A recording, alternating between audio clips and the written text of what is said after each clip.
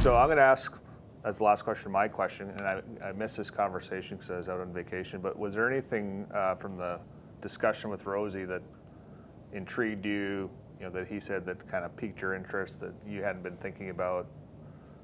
Or, how did that conversation go generally? It wasn't like a rapid fire back and forth. It was more me listening to him, giving him the airtime, the respect and airtime to convey his view. And then me jumping in with basically, I was surprised that he didn't have the right calculation on rent.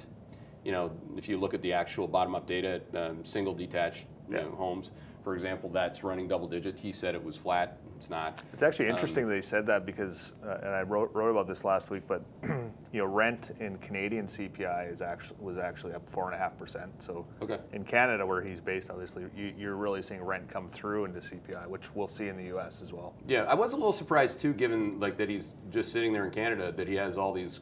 He has a lot of qualitative observations. Having not been in America, I find that interesting. I've been in a lot. You and I've been in a lot of towns just because we coach hockey, and we've seen the reopening and seen that we've had states reopen at different times. So to have all this, I think he's overly negative about all this wouldn't have happened if this didn't happen. Well, it is happening. It happened and is happening. So I was like, we're disconnected on that one too. Specifically, this is what our Nowcast is saying on inflation. Because our Nowcast has us staying towards 4 in the fourth quarter, and he said it's going to 1. Yeah, I mean, you can't get to it's mathematically impossible. I didn't want to we didn't have time to go through every. He said what he said back to me is, well, you could throw up your bar chart and something, dismissing it because it's not the way he calculates it. He's a classically trained economist, supply demand. Right, and he uses output gaps and things of that nature. So it's a different. That's why I had him on. He does it differently than we do, and so does who was really impressive, and I learned a lot from was Steve Hanke. Now Hanke is using the MV calculation, money times velocity of money, and when I threw his numbers at Rosie dismissed those numbers as either wrong or they didn't matter anyway. Whereas Hanke said 95% of what you read from traditional economists or in the papers is either not true or irrelevant. So you got these guys you couldn't have those two together.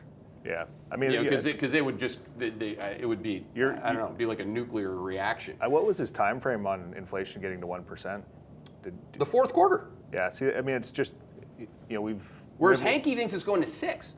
So I actually have one of our interns working on this, but we're trying to find a price series for every component of CPI, and a lot of them we already have, but we're trying to really get in the weeds because you can see with used cars how much they can drive it. But the reality is the comps are so easy on so many of these components that it's almost impossible to get to that level unless oil goes to 35 or whatever. So well, Rosie said that too. He said, well, he's like, you got to be like an analyst. You got to look at the numbers inside the numbers. I'm like, dude, what do you think these 40 analysts are doing? Picking their nose? I mean, he's like, well, look, a large percentage of this inflation is born out of 20% of these numbers, including the used car sales numbers. So I came back and I said, well, what about rent? It's a third of the number and it hasn't gone up yet.